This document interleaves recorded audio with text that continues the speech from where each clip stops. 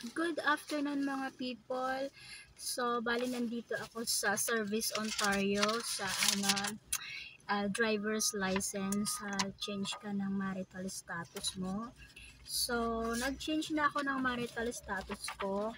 So, ang kailangan ang hinanap nila sa akin, kailangan dala nyo yung marriage certificate nyo dapat. Ganito siya. Marriage certificate dapat original.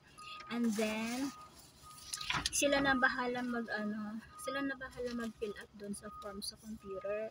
And then, papakita nyo sa kanila yung ibibigay nyo sa kanila yung old na driver's license at saka yung health card ninyo dito sa Canada kasi i-change na rin nila.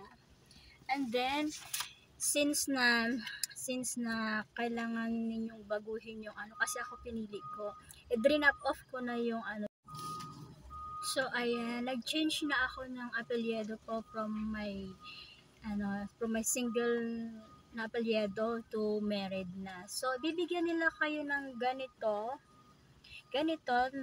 na meron siyang box doon na red. Doon kayo mag-create ng pangalan nyo, tapos yung middle initial nyo, tapos yung apelyido ng asawa nyo.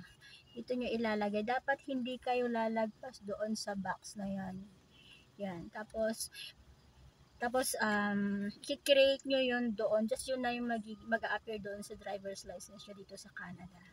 So, ganito. Pali yung health card ko, bigyan na nila ng butas pero i-issue nila in 4 weeks. So, ayan. Tapos, ang binayaran ko dito, bali $90. $90 po yung since na malapit na yung renewal ko.